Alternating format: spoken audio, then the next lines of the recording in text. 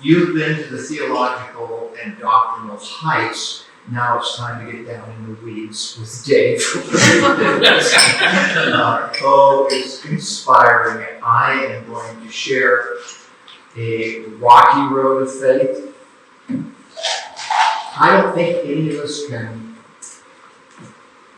give our testimony without talking a little bit about our parents. In my case, I was fortunate to be born into a Christian family, into a missionary family, but boy, they didn't start out like that. My dad and my Uncle Paul were a couple of hell-raising young men up in the Dakotas and North Idaho just before World War II. My dad, John Schlener, had an interesting career as well, pre-missionary service. He was enlisted in the Marines because the judge told him it's either the Marine Corps or jail. Now, stop and think about that. How many of us know Marines and go, oh, gee, I wonder if he had the same option, and that's where all these guys got motivated to become Marines. He lasted about a year and was court-martialed and jailed and dishonorably discharged from the Marine Corps just before Pearl Harbor. Timing is everything, right? So you go home to your hometown in disgrace, and your parents rock with pillars of the Methodist Church there in Bonners Ferry, Idaho, now receive their prodigal son home with a certain amount of grace and acceptance and hope for the future because he wasn't showing any at that time. Somewhere along the line, a traveling salesman came through and started stopping by my grandparents' home, and every time he would testify to my dad and to my Uncle Paul, and just as easily as he could do it to young men. You've got to be careful with young men, they don't like to get hurted. Anyway, to make a long story short, in misery and frustration after his most recent car wreck, my dad, kind of in desperation, prayed to God. God answered his prayer and was led to the Lord by the same gentleman. And the next thing he knew, he went back to his draft board after these years of disgrace and witnessed to them. Gave those who were the senior citizens of Bonners Ferry, Idaho, gave the draft board his testimony, and they gave him 1A. Next thing you know, he's in pilot training. Next thing you know, he's flying B-17s over Germany. Thank you. Thanks so much. Sure. Meanwhile, my Uncle Paul, who will also figure in his testimony because they both went to the mission field in the Amazon years later, is on a Navy flat-top aircraft carrier in the South Pacific, living through kamikaze attacks and everything under the sun. Terrified, 19 years old. My dad is a little bit older than that. My Uncle Paul found out that my dad had gotten saved, and just before he went overseas, and my dad got shot up pretty badly on a searching mission over Germany. Amputated part of his right arm, lost a finger, was in rehab for years after that, trying to regain it. During that time, my Uncle Paul had returned home and met my dad at the dock in San Pedro, California. They ran to the nearest church to get saved. Back in those days, you didn't get saved on your own. You had to go to church to get saved. So now here they are back in the States, and my Uncle Paul is a 19-year-old veteran with an 18-year-old bride. My dad is married and has a kid, and my older brother John, and now they go, what are we going to do? Well, what they ended up doing was exploring witnessing kind of the misery that they had seen during World War II and the suffering and the amount of death. And I remember my dad talking to me about all these 19-year-olds dying, not just on our side, but on the other side as well. And most of them, certainly, particularly the Japanese, will go to Christ's eternity.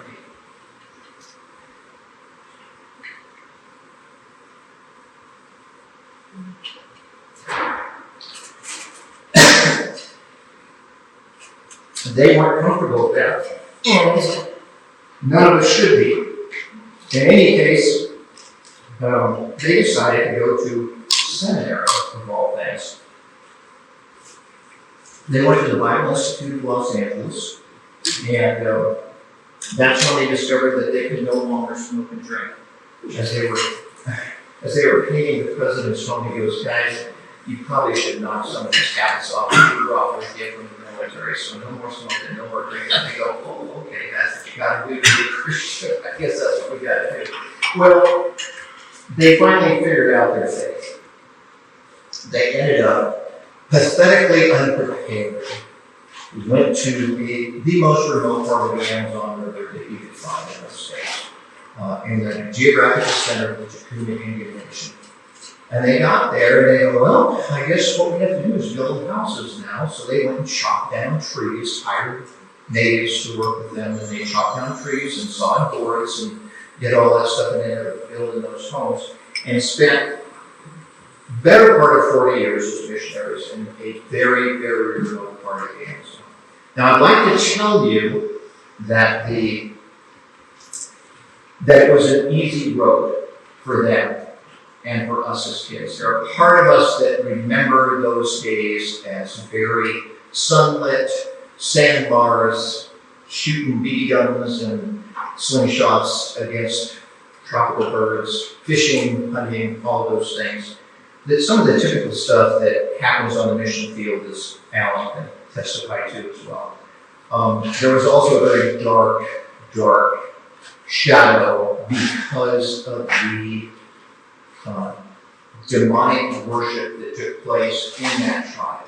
That shadow impacted my older brother and my older cousins specifically, and a couple of my girl cousins specifically, in ways that impacted their judgment, their choices, their life choices later on in life, to the extent that to this day several of them still suffer from those temptations, the options that can be very attractive to a young person.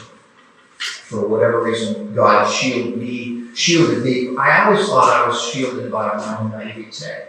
And my wife's nickname for me is Opie. That should tell a lot. So we were raised down, the two families went down together, established a mission station called Port of Two Brothers. There's actually been several films made about it, Christian films, and several books about that were written by my uncle. And they had an astonishingly successful ministry there, leading many people from both the Portuguese-speaking Brazilian side of the culture and the Takuma side of the culture. We used to have 5,000 people in church in a little mission station in the middle of the jungle because the whole tribe would show up. So it was an astonishingly successful time of ministry. Not without its toll on both sets of families. It's very difficult to give up your kids and have to go off to a missionary school or whatever the case may be.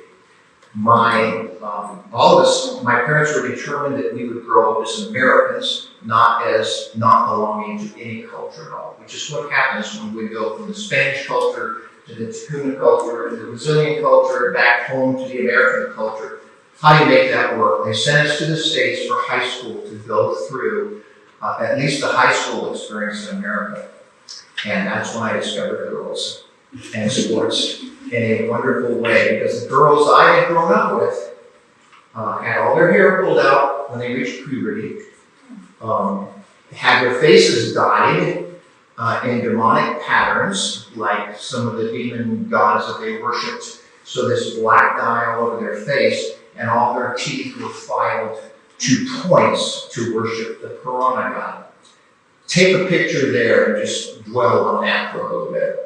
That's what they do to young girls at the age of 11, and that's how they spend the rest of their lives, looking like that. Well, imagine coming to the United States and seeing a high school cheerleader now.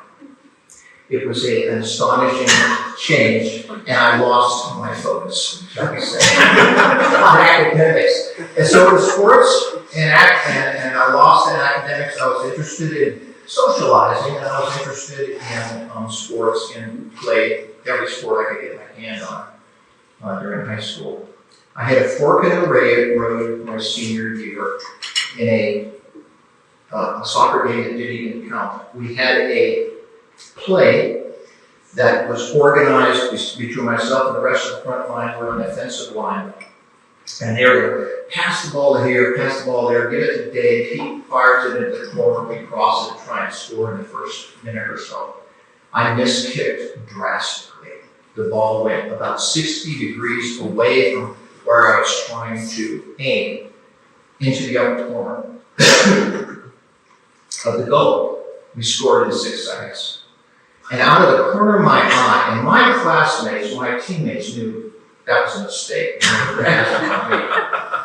But out of the corner of my eye, I saw a well-dressed gentleman come out of the stands, walk up to my coach. The coach told me later, this guy wanted to know, who is that? What are his grades like? Is he a good kid? And he goes, well, choir boy MK, et cetera, et cetera. He's got, I don't know about his grades, but I know he just got good SATs. And yeah, he's a good ball player. So the next thing I know, I'm at the coach's home at West Point. As a guest, they think, I always do it like that. Well, I wasn't about to tell them otherwise. And so I had the experience of going through that whole, got to hang out with the captain of the soccer team and some of the bigwig cadets there, and I was absolutely blown away by that experience. I thought this is about, and at that time, I thought, aha, a way to go to college, we're going to have to work my way through college. Because my dad had already told me, this is on you, bub. We don't have the money for this. So to make a long story short, I went through 4 years at the academy, wonderful leadership experience, got out, served as an airborne ranger officer with the 101st Airborne Division. Wonderful outfit, but knowing all the time that this is not for me. I didn't want to do this the rest of my life, particularly in a post-Vietnam experience. I got out, went to seminary and A&P school. What a change that was. I've got to tell you, the first day I showed up in seminary and I saw these bearded guys that live can you still hear me? That live in the library. I thought of them as strange creatures. I was a little bit older than several of them, and they seemed like they didn't have a life. I went slamming through that MA missions course, and I was ready to head to the mission field real fast. But in any case, off we went with MAF, Mission Aviation Fellowship. Alan knows all about it. And I went to Africa and ran the Famine Relief Airlift for several years in Ethiopia. Astonishing exposure to human misery. All of those skinny, dying bodies. It was unbelievable. All of us had to be bachelors at the time to even volunteer for this, because the country was overrun by the Soviets, the East Germans, the Cubans. It was a Soviet client state at the time. It was one of the reasons why all that widespread starvation. They were taking all the food supplies and providing them to the military. Anyway, it was an eye-opening experience to me to once again visit, but this time on a larger scale, human suffering and deprivation. It was just a snapshot of what I felt. Every now and then I would go, this is what Christ sees when he looks at us spiritually. Starving, miserable, emaciated, and not being nourished at all. Nothing to eat, nothing to drink, many times by our own choices. Nothing to eat, nothing to drink, not feeding on the Word, not even aware of the Word. So I served there for a couple of years, and quite frankly, I was ready to leave when I left. I had had it about up to here with that kind of suffering and emotional stress of seeing all those dying bodies. They used to bury them in shallow graves the night before and would see what's left over after the hyenas feasted when we landed there the next morning. So it was pretty grisly stuff. Came back to the States, ended up getting hired at American Airlines, and went through an astonishing level or series of opportunities that I felt I didn't deserve, but was able to capitalize upon leadership opportunities in America as a check airman and designee on several different kinds of jets, and eventually being asked to run their leadership development program for the pilots in America. The fun thing about all that is MAF and JARS, General Aviation and Radio Service, kind of with the Bible Translators Air Force, discovered that activity on my phone and said, hey, do you want to come do some of this with us? And I said, absolutely, I'd love to do this. And that's where Newt Farrer, and I have participated in several overseas jobs, sometimes together, many times separately, working and training their leadership and their managers in good LDN, leadership and decision making. And I also served in that capacity at Sky Ranch for a while as their senior director of leadership development for their staff. That was a crazy period in our time too, because I would work at Sky Ranch Monday through Friday and then fly Saturday, Sunday trips for American Airlines. I was just beating myself to death doing that, but it was sure a lot of fun while it lasted. And that brings us up to retirement at American Airlines a few years back, and since then I've worked in a variety of jobs as a medevac pilot, as a charter director of operations, and finally working for Tom and Joe Chin flying their aircraft. And of course, just Jill now, as Tom has recently gone to be with the Lord. So here we are, we just got back from a 5-day trip with Jill. Wonderful time up in the mountains. We're able to take our wives with us this time. It was just a lot of fun. Lessons learned along the way, so that I don't, I see eyelids starting to sag just a little bit too much, and I know what that means. One of the things I learned right off the bat, we all would pay homage to the concept that there are no generational believers. You don't inherit your faith from your parents. You inherit an opportunity for faith from your parents, perhaps. When I stop to think of the incredibly good environment that I grew up in as a kid, where daily devotions, family Bible time, prayer, ministry, all of that was the part and parcel of daily life. Not just Sunday, all day long, every day. That's what life was like on the mission field. And I still chose to be an idiot when the opportunities arose, especially once testosterone kicked in the United States, and I was 3,000 miles away from parental supervision. What a surprise to see that happening with my own children as well. Many years later, I'm like, oh, wait, this is not a new thing. This is the human condition. This is how we roll. But I do remember this, the incredible, faithful prayers of parents throughout the years that supported us even in our wildest hair moments along the lines. And I cannot help but think that my wife has been doing the same thing, particularly my wife as a prayer warrior, ever since. We have 4 kids. One of them is a special needs young man who will probably live with us the rest of our lives. And the rest of them are out with married and pursuing their careers, etc. But I believe my wife's steady influence before the Lord every day has made a huge difference, as did my mom's over the years. So there are no generational Christians in the sense that they will inherit your faith and follow your faith, but they have the opportunity to hear it, the implanted word of God early on. And then the knowledge of that truth will never abandon them, and they can never walk away from it once again. The other part of it is, no matter how bad your parents are, you can recover from that too. My mom and dad grew up in families of very mediocre belief or passion for anything having to do with the church. The backgrounds I had then, it was good for community, good for citizenship, to go to church on a Sunday, and if you ever wanted to run for public office, you had to have the support of some kind of church. And that's the atmosphere that they grew up with. So when that generation, my parents and my aunt and uncle, went to their parents and went, guess what? We're going to go be Baptist missionaries in the Amazon. They were like, oh, no, you're not. And that's crazy. We will never see you but once every 4 years. We will never know our grandchildren, et cetera, et cetera.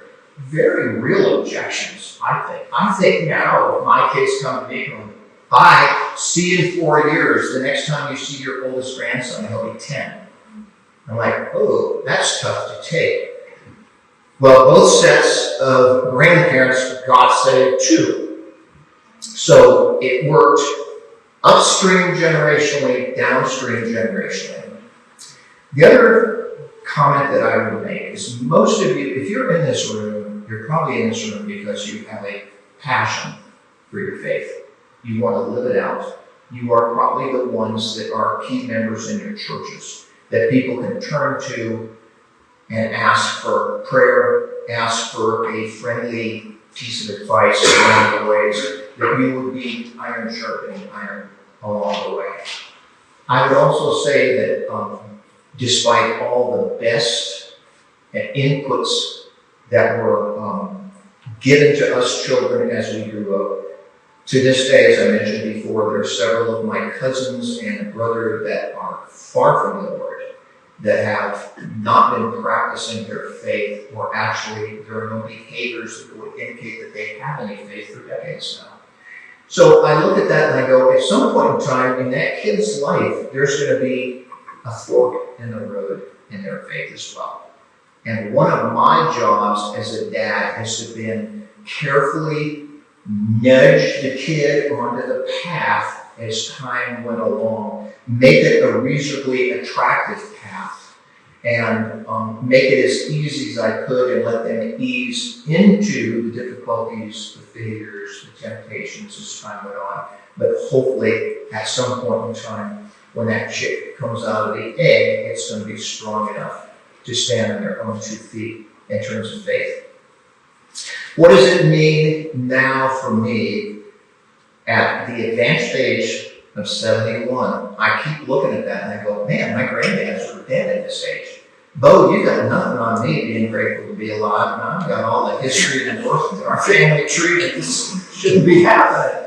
And I honestly, shortly after graduation from the academy, I thought, there's classmates getting just butchered over the Vietnam. There's have funerals every week, all week long at West Point for some recently killed. And I went, I'm not going to make it. I will not live to be age 30.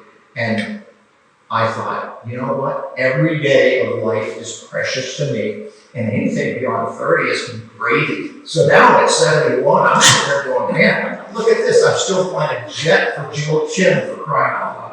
It's getting harder and harder for me to keep me hemmed in, I'm sure. But nevertheless, I guess from this perspective, looking back, I can say that there has been a continuous chain of God's blessing in my life, deserved and mostly undeserved. I think most of us would look at our righteousness and go, if our righteousness is like filthy rags in God's eyes, then how would we ever have deserved grace? Well, we don't, but we get it because of what Christ has done in our lives.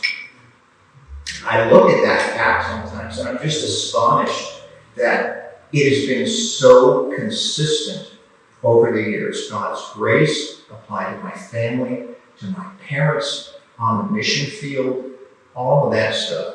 I was talking to one of my daughters the other day and I went, you're 19 years old, you have your first baby, your husband comes to you and goes, I've got a great idea, honey. Let's pray about this. Let's go to the Amazon. We will be a 6-hour upstream boat ride for the nearest kind of medical assistance we can get, and that would be an alcoholic Brazilian army medic who's based because he messed up at this remote Indian base out in the middle of nowhere.